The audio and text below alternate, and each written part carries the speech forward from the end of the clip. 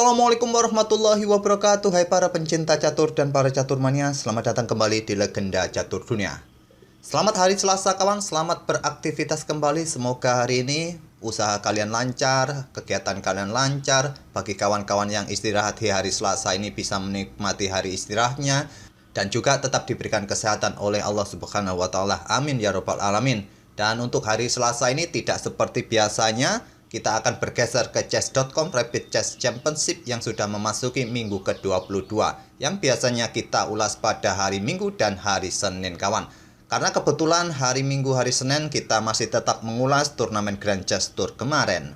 Jadi mulai hari ini kita akan melihat permainan di minggu ke-22, di mana pada minggu ke-22 ini kawan, Hikaru Nakamura kembali menjadi pemenang. Ini menjadi ke-7 kalinya selama partisipasi Nakamura di event ini kawan, setelah mengalahkan Fabiano Caruana di partai final.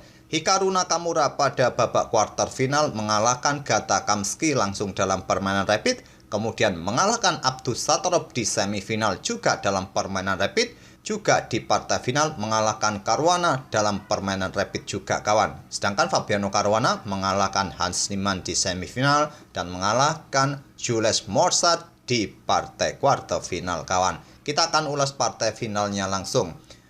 Dan pemenang mingguan ini mendapatkan $7.500, sekitar 100 juta lebih kawan setiap minggunya kalau bisa menang. Di posisi kedua ada Fabiano Caruana yang mendapatkan 3.500, semifinalis dapat 2.500, dan quarter finalis mendapatkan $1.000. Ya lumayan kawan, duduk-duduk manis di rumah main catur bisa mendapatkan uang jutaan rupiah seperti ini. Ya tentu ini didapat oleh para pemain profesional. Sebelum saya mulai untuk mengulas partai final antara Hikaru Nakamura versus Fabiano Caruana ini, saya coba berikan sedikit info.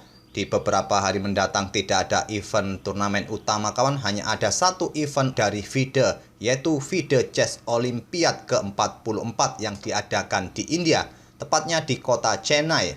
Nanti ada banyak sekali partisipan di turnamen ini kawan, yang merupakan rekor terbanyak selama pergelaran Olimpiade Catur Dunia ini. Sebanyak segini kawan para pesertanya. Saya tadi lihat di tabel ada sekitar 188 negara yang ikut serta. Sedangkan Indonesia ini juga unggulan ke-46 kawan, di posisi 46 tadi saya lihat.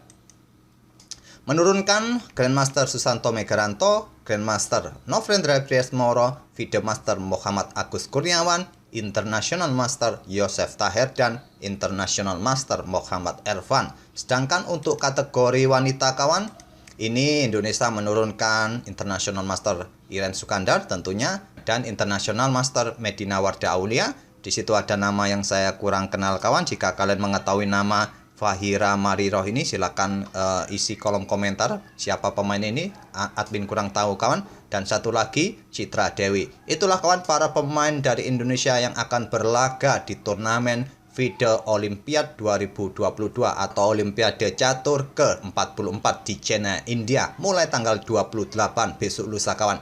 Ayo kita dukung pemain kita. Nanti kita akan ulas game-game para pemain kita di event ini kawan, 10 hari mendatang. Oke, kita kembali ke permainan yang akan kita otak-atik. Game final antara Fabiano Caruana versus Hikaru Nakamura di rapidchess.com Chess Championship minggu ke-22. Di sini Nakamura pegang hitam dan Caruana pegang putih, bermain dengan pion D4. Nakamura tentu membalas kuda F6 dan pion J4, pion E6, kuda C3, gajah B4, Nimso Indian Defense. Pion E3 memilih variasi normal atau variasi lama dan rokade oleh Nakamura. Gajah terang D3, sekarang pion C5 menyerang pion pusat atau menantang pertukaran. Tidak diladeni, melanjutkan pengembangan kuda G ke E2 terlebih dahulu. Pion D5 kembali membuat tantangan pertukaran, kali ini diterima oleh Caruana. Pion C pukul pion D5 terlebih dahulu. Nakamura tidak memukul balik pion putih D5 ini kawan dengan pion ataupun dengan kuda atau dengan menteri kawan, memilih untuk pertukaran pion C pukul pion D4 terlebih dahulu. Langkah-langkahnya masih dalam tahap pembukaan, langkah-langkah teoritis, langkah-langkah textbook, dan di sini pion E pukul pion D4. Barulah sekarang kuda pukul balik pion putih D5, memberikan pressure bagi kuda C3. Pion A3 dimainkan oleh Caruana Dan di posisi ini kawan, yang paling banyak adalah gajah ini ditarik mundur ke peta E7 bisa, ke peta D6. Kalaupun kalian melakukan pertukaran ya dengan kuda terlebih dahulu. Mungkin langkah inilah yang lebih baik daripada menukarkan gajah kawan. Gajah akan tetap dipertahankan agar tetap terjadi keseimbangan perwira di atas papan. Dipukul balik oleh pion dengan kuda terserah, gajah bisa ditarik mundur ke peta D6 kawan. Tapi Nakamura langsung menarik mundur gajahnya ke peta D6 dan di sini Caruana rokade. Kuda berkembang ke peta C6 dan benteng E1. Selanjutnya menteri langsung keluar ke peta H4. Lanjut Nakamura memberikan ancaman di sini, pion G3 dimainkan. Menteri mundur ke peta H5 untuk membackup kuda di peta pusat atau mengepin kuda E2 ini. Jika kuda E ini bergerak, kemungkinan ya Nakamura berani untuk bertukar menteri, langsung menawarkan permainan terbuka atau permainan endgame yang lebih cepat. Kuda pukul kuda, lanjut Caruana dipukul balik menggunakan, tidak menggunakan menteri, menggunakan pion agar Nakamura ini tetap mempunyai kontrol pada peta pusat kawan. Dan sekarang sama-sama mempunyai pion yang terpisah di peta pusat. Gajah F4, lanjut Caruana menantang pertukaran, ditolak gajah mundur ke peta E7. Langsung menerima tantangan seperti ini juga tak ada masalah kawan, tapi gajah ditarik mundur ke peta E7. Di sini kuda C3 untuk serang pion ini kawan dan menawarkan pertukaran menteri. Gajah G4 terlebih dahulu melanjutkan pengembangan kawan dengan tempo ancam menteri. Di sini gajah terang menantang pertukaran di sini kawan. Diterima oleh Nakamura, dipukul balik menggunakan menteri dan kembali membuat tantangan pertukaran. Diterima oleh Nakamura kali ini dan dipukul balik menggunakan benteng, memberikan pressure bagi gajah yang ada di peta E7. Kuda hitam tidak akan berani ambil pion ini sekarang karena dia akan kehilangan gajah. Jadi fungsi memukul balik menggunakan benteng adalah untuk mendapatkan tempo serang gajah gelap E7. Benteng F bergeser ke peta D8, membackup pionnya ini kawan, karena juga dalam tawanan kuda, lihat tadi benteng serang gajah, kuda serang pion. Dan di sini benteng digeser ke D1 membackup pion D4-nya. Dan benteng A ke C8 balas Nakamura. Di sini pion H4 langsung dimainkan untuk mendapatkan tempo sesegera mungkin, mendapatkan penguasaan ruang kawan, menghadang pergerakan pion G5 nanti ke depan. Pion F6 dimainkan oleh Nakamura. Sekarang pion H5. Raja naik ke peta F7, sudah persiapan mulai naik raja kawan. Begitu juga dengan putih. Caruana memainkan raja ke G2. Kuda ke A5 ingin menempati spot-spot ini kawan dan dibalas dengan langkah benteng naik ke peta D3. Di sini kuda C4 dan dibalas dengan pion G4. Lanjut Caruana sesegera mungkin mendorong pionnya maju. Benteng naik ke peta C6. Di sini kuda manuver ke peta D1 memperkuat posisi pionnya kawan. Dan gajah bergerak ke peta D6 menantang pertukaran, langsung diladeni kedua pemain. Sangat simpel permainannya kawan, dipukul balik menggunakan benteng D. Selanjutnya di sini pion A4. Benteng bergeser ke peta B6, serang pion ini kawan, dan sini pion didorong maju, ancam kuda. Kuda ke A5 berbalik, ancam pion. Di sini benteng bergeser ke peta B2, membackup atau memperkuat posisi pionnya. Kuda mundur ke peta C6, ingin melakukan serangan di sini nanti terhadap benteng putih, dibiarkan saja. Kuda E3 juga lebih memilih mengaktifkan para perwira untuk menuju pusat kawan. Di sini kuda B4 balas Nakamura. Benteng D turun ke peta D2 berkoneksi dengan saudaranya kawan di baris kedua dan pion A5 sekarang dimainkan. Menghentikan maju pion juga memperkuat posisi kuda. Sekarang kuda di sayap menteri ini cukup aman. Dan sekarang benteng bergeser turun ke B1. Pada posisi ini kalian melihat punya kuda di peta E3 dan susunan pion-pion kalian seperti ini. Benteng hitam ada di peta pusat. Mungkin kalian berani untuk membuat langkah pengorbanan sementara seperti ini. Kalau Stockfish menyarankan menolak untuk menerima pion putih ini kawan, cukup mendorongnya pion ke peta G6. Kalaupun kalian berani untuk ambil pion putih ini, ya masih bisa direbut lagi. Dengan kuda bergerak ke sini, ancam benteng ambil pion ini dengan tempo skak, atau benteng B ini turun ke B1 kemudian rebut kembali dua pion hitam ini juga bisa kalian mainkan. Permainan masih cukup seimbang. Tapi di sini Fabiano Caruana lebih memilih dengan benteng B1 terlebih dahulu, dijawab dengan benteng B bergeser ke C6 dan benteng D turun ke D1. Di sini benteng turun ke D7. Lanjut Nakamura. Langkah-langkah kedua pemain sampai langkah ke-33 ini tidak ada langkah yang terlalu signifikan kesalahan kawan. Ya, langkah-langkah kedua pemain sangat bagus. Permainan pun masih cukup seimbang dalam posisi yang memang hitam sedikit mempunyai keuntungan, tapi saya sendiri juga belum bisa melihat mana keuntungan yang didapat oleh hitam. Tapi engine menyatakan hitam mempunyai sedikit keunggulan 0,4 poin evaluasinya. Di sini Caruana melanjutkan dengan benteng D bergeser ke C1 menantang pertukaran benteng. Ditolak Nakamura menggeser benteng D ke C7 menantang pertukaran di peta C6 dan langsung diteladani oleh Caruana. Benteng pukul benteng C6 dipukul balik oleh benteng hitam. Mungkin inilah yang menjadi keuntungan bagi hitam kawan. Sudah menempati lajur C yang sudah terbuka penuh. Ada dua lajur kawan yang terbuka penuh, lajur C dan di lajur E ini. Tapi hitam sekarang posisinya lebih dominan di lajur C. Raja Putih naik ke peta F3 lanjut Caruana dan di sini benteng naik ke peta C3 kawan, memberikan pressure di sini mungkin nanti untuk ancam pion pusat putih dan tidak dipertahankan. Raja bergerak ke peta E2, di sini pion G6 terlebih dahulu untuk menantang pertukaran pion dan diterima, dipukul balik oleh pion H. Selanjutnya benteng bergeser ke H1, ingin menusuk dari belakang kawan di baris ke-7. Raja bergeser ke G7 terlebih dahulu. Di sini benteng kembali ke B1 untuk memperkuat posisi pionnya. Raja hitam mundur ke G8. Nakamura membuat langkah menunggu dan dibalas dengan raja bergerak ke D2. Ini memberikan kesempatan bagi benteng melakukan skak dan garbuan terhadap pion yang ada di depannya. Raja bergeser lagi ke peta E2 dan benteng ambil pion D4. Sementara Nakamura unggul satu pion. Karena bentengnya sudah digeser ke lajur D kawan dan lajur C ini terbuka, dimanfaatkan Caruana menempatinya benteng C1 dan di sini benteng kembali ke peta D3, memberikan ancaman lagi pada pion B3 kawan. Tidak dihiraukan, benteng naik ke peta C7, benteng hitam ambil pion B3. Caruana juga ambil pion B7 dengan bentengnya. Di sini benteng bergeser ke A3, ingin ambil pion ini lagi. Di sini benteng naik ke peta B5, memberikan incaran pada pion yang ada di peta D5. Benteng hitam ambil pion A4, kuda ambil pion D5, menantang pertukaran kuda. Di sini diladeni oleh Nakamura, dipukul balik. Sekarang kita lihat permainan endgame benteng versus benteng dengan keunggulan Nakamura satu pion kawan. Biasanya masih mempunyai kesempatan untuk menahan remis dengan selisih hanya satu pion seperti ini. Pion G5 dimainkan oleh Nakamura, menghentikan laju pion dan kontrol peta ini kawan untuk menghadang pergerakan pion putih ke depan. Benteng F5 incar pion, di backup oleh Raja F7. Sekarang pion F3, benteng A1 memberikan jalan bagi pionnya maju ke depan dan di sini pion F4, langkah kesalahan dari Caruana kawan.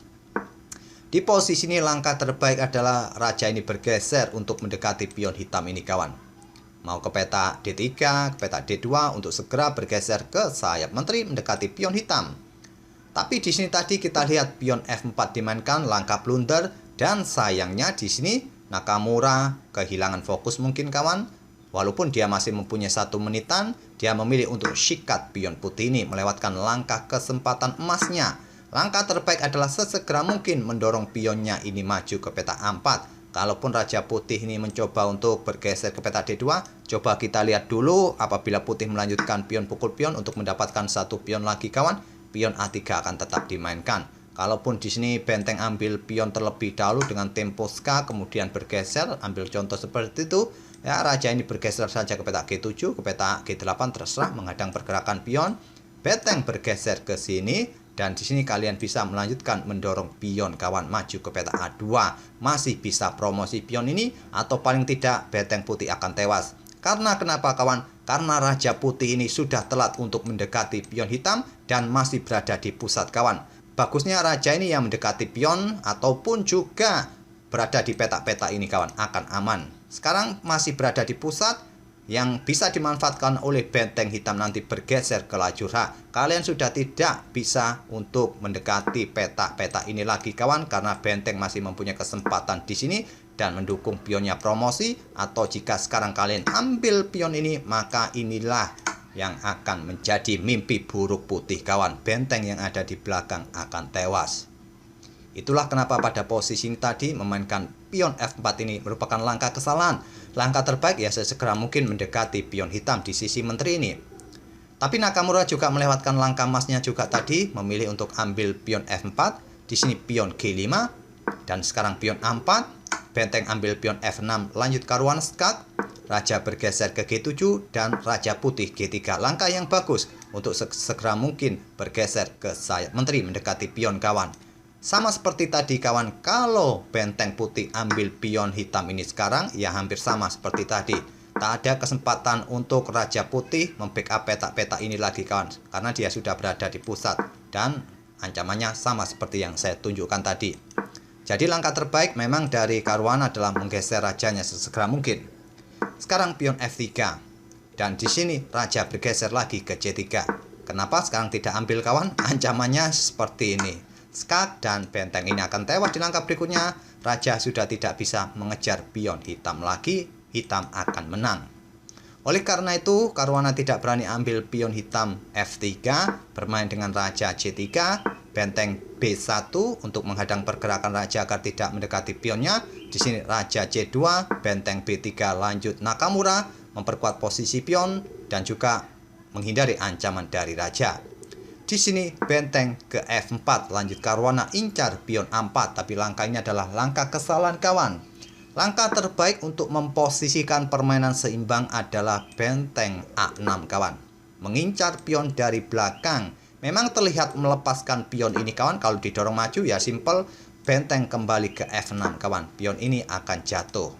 Tapi jika pada posisi ini hitam mempertahankan pionnya, memilih untuk menggeser benteng mungkin ke peta E3, ya simple kawan, benteng kembali ke peta F6. Raja masih bisa mengejar pion ini nanti jika digeser terus-menerus. Kalaupun ada skak di sini kawan, ya raja bisa bergeser ke peta C3 kawan. Kalau pion ini didorong maju, maka selanjutnya raja bisa ke peta B4 untuk ambil pion ini dan pion ini masih tetap dijaga oleh benteng putih. Maklum kawan, dalam permainan rapid apalagi kontrol waktu kedua pemain sudah hanya sekitar beberapa detik saja. Langkah seperti ini, langkah kesalahan sering kita temui. Sayangnya di posisi ini Nakamura juga tidak menemukan langkah terbaik kawan. Dia menggeser bentengnya ke peta A3 untuk menghindari ancaman raja membackup pion A4 ini. Langkah terbaik adalah raja bergerak ke sini kawan, naik untuk mengeliminasi pion ini. Kalaupun sekarang benteng putih ambil pion A4, benteng ini bisa digeser ke peta E3 untuk mengawal pionnya tetap dan menghadang pergerakan raja putih. Kalau raja putih mendekati benteng, simple benteng ke peta E2 skak. Setelah raja bergeser mungkin kalian bisa ambil pion ini dan nanti kawan, pion ini akan bisa kalian backup dengan raja bergerak ke depan terus menerus. Kalaupun pada posisi seperti ini kawan, di sini putih lebih memilih menggeser bentengnya ke F4. Di sini hitam bisa ambil pion ini langsung dengan ancam benteng. Benteng mungkin naik ke peta F8. Kalian bisa bergerak zigzag nantinya kawan. Kalau ada skak ya zigzag-zigzag saja untuk membackup pion ini dan pion bisa promosi. Kalaupun nanti disikat oleh benteng putih, tersisa satu benteng di atas papan cukup untuk menskakmat raja putih. Benteng A3 dipilih oleh Nakamura dan kembali raja ke peta B2, kembali membuat langkah kesalahan kawan. Kembali langkah terbaik adalah benteng ini ke peta F6. Tapi raja ke B2 pilihan Caruana untuk mengejar benteng dan di sini kawan, benteng B3 merupakan pilihan terbaik agar nanti rajanya juga mempunyai tempo untuk mendekati pion ini kawan. Tapi benteng digeser ke peta E3. Benteng ambil pion A4 lanjut Caruana. Di sini akhirnya Nakamura menemukan langkah terbaiknya kawan. Setelah kembali benteng putih melakukan kesalahan ambil pion A4. Raja G6. Raja putih C2. Raja ambil pion G5. Raja putih D2. Benteng E2 skak. Raja naik ke D3 dan sekarang benteng E1. Di sini Caruana menyerah.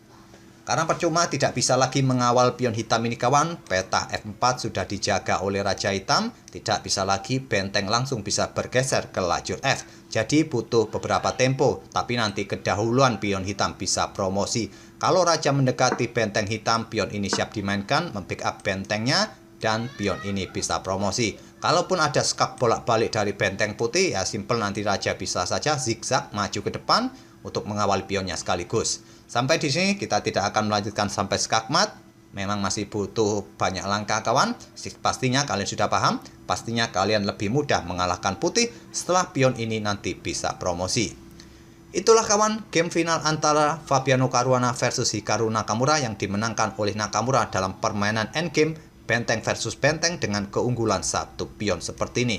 Yang biasanya dalam permainan klasik yang mempunyai waktu yang sangat panjang, biasanya komposisi satu pion seperti ini bisa berakhir miss kawan. Tapi sekali lagi dalam permainan cepat, apapun masih bisa terjadi. Semoga permainan dari kedua pemain ini bisa menghibur kalian dan nanti sore kita akan lanjutkan lagi untuk mengulas satu partai yang seru. Nanti saya coba cek game mana yang seru untuk kita ulas kawan. Nantikan videonya nanti sore. Oke, terima kasih. Kita akan bertemu di video-video berikutnya. Wassalamualaikum warahmatullahi wabarakatuh.